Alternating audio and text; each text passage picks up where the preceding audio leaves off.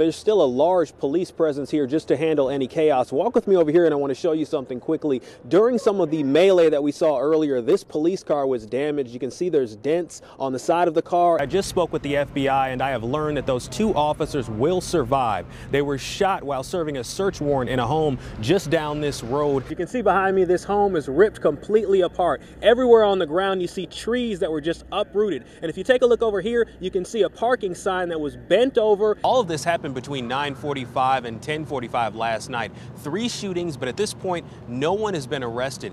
I'm not involved in this litigation. I'm not a party. I'm not a named party at all whatsoever. Why are you here then? We're talking about explosions that are shaking homes and scaring all kinds of people, forcing dozens of firefighters to jump inside of their trucks. According to this autopsy, Michael Brown was shot at least 6 times by that Ferguson police officer. The doctor who performed this private autopsy and Michael Brown's family will hold a press conference here at 9:30 this morning. You walk around and you look at license plates trying to pick out funny words. Now this is a license plate we're talking about. Take a close look. What do you see? Welcome to Kiekow's Kitchen. I want to show you guys how this works. If you take a look over here, these sausage and egg biscuits, you buy one of them for $1 and all the proceeds go to help needy families pay their heating bills.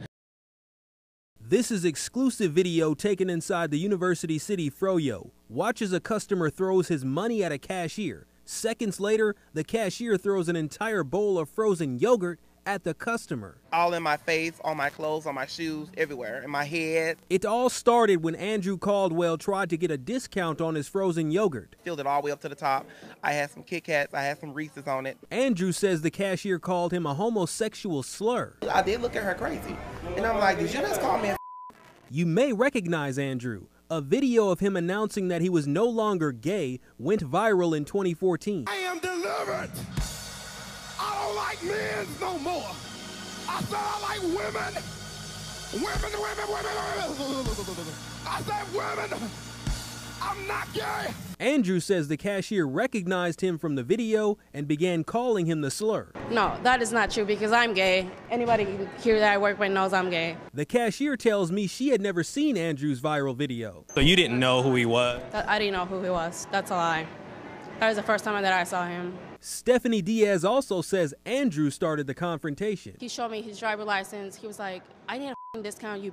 Stephanie tells me the verbal assault continued after Andrew threw his money at her. Then he said, yeah, that's right. Pick it up like the you are, like the dog you are. That's when Stephanie says she had heard enough. Police arrived at the Froyo moments later. Stephanie was left with a court date for third-degree assault. Andrew was left with a face full of frozen yogurt.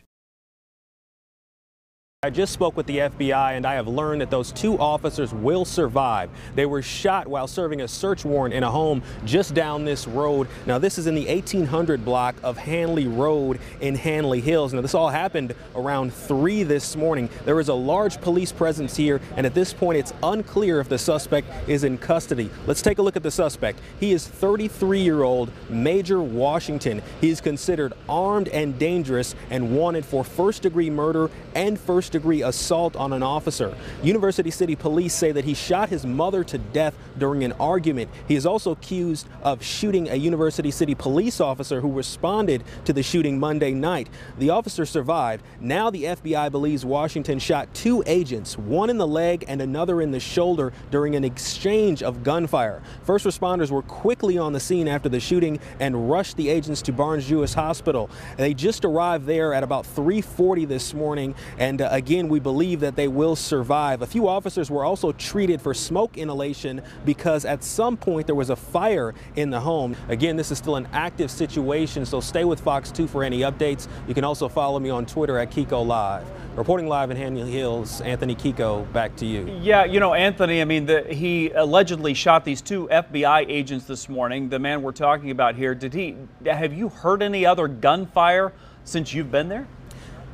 We haven't heard any gunshots, but we do believe that there was an exchange of gunfire, so it is possible that this suspect was hit, but at this point, we just don't know. Look at me right now! Aye, aye, sir! Aye, sir! The few, the proud, the loud. Do you understand? Yes, sir!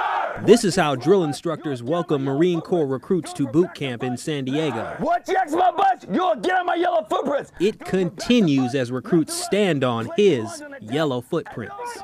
And most importantly, you're I said shut! After saying hello to their drill instructors, they say goodbye to their possessions. Give me your ID now! Yes, sir! The deafening directions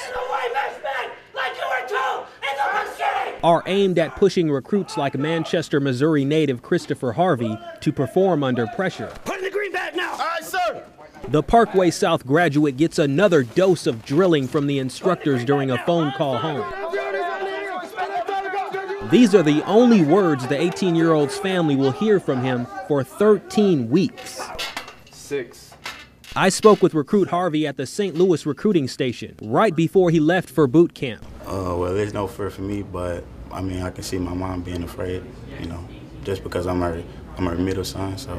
I don't have to tell you how much I miss you. This is a letter recruit Harvey's mom plans on sending him during boot camp. She hopes it helps him endure. If I had to see it, I would be that mom that'd be like, hey, stop yelling at my baby like that. In 2013, 791 recruits came through the St. Louis recruiting station.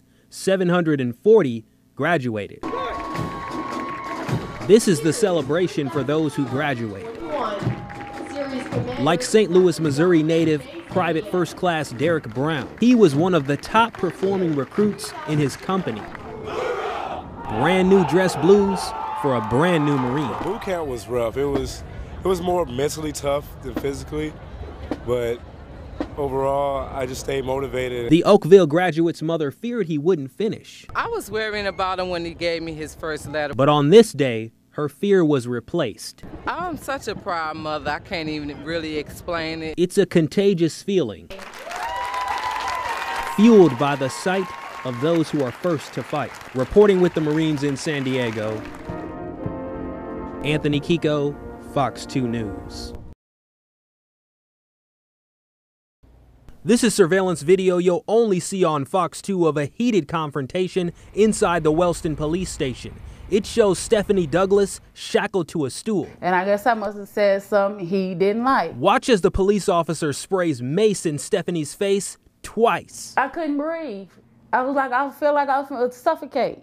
I had to holler and tell him, I can't breathe, I got asthma. Stephanie calls the April 5th incident excessive force. And I was gagging and spitting. Stephanie was arrested by the officer for disorderly conduct near her Wellston home. So when I did give him my information, I gave him my name with an attitude. Stephanie tells me she regrets getting an attitude with the officer, but she also says she didn't deserve to be maced. It was painful.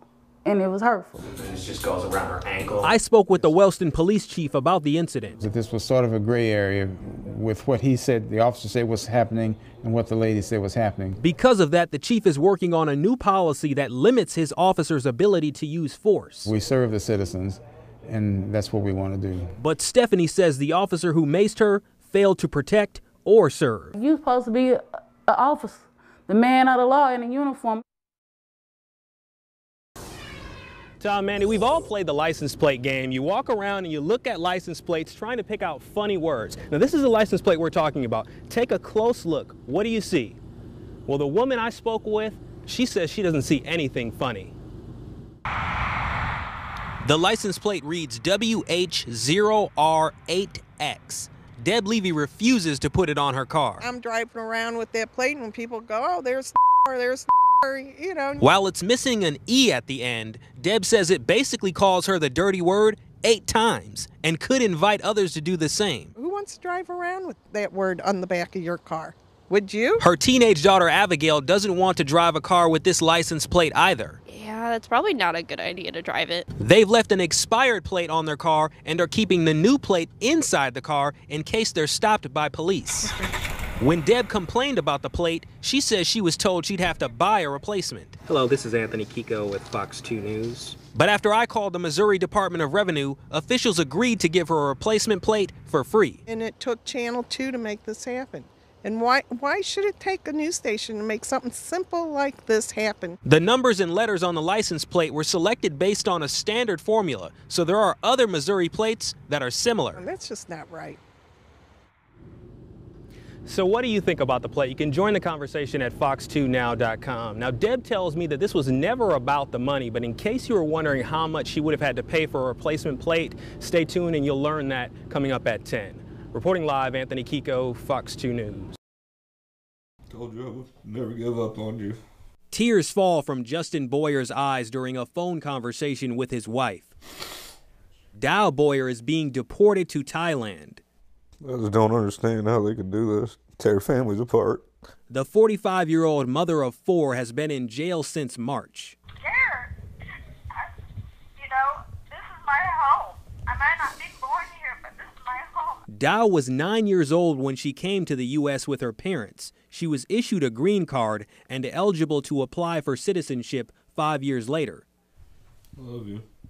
But a painful catastrophe and a poor choice in 2010 uncovered something that now threatens to tear this Bonterre family apart. I had an accident at work. A vehicle come off of a lift and crushed both my legs. And as the medical bills began to mount, Dow began stealing from her job to pay the bills. She was convicted of an aggravated felony in 2013 and ordered to pay $50,000 in restitution. I'm not proud of it, okay? What I did was wrong. It was wrong.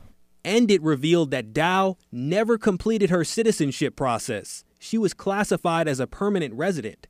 According to ICE, certain aggravated felonies can result in the revocation of this government-bestowed immigration benefit and ultimately lead to deportation. I know she got in trouble, but she's done everything to make it right. She was paying the restitution to her former employer, who upon learning about Dow's situation, wanted to drop the charges. She knows that Dow was a good person and that she just made a bad choice.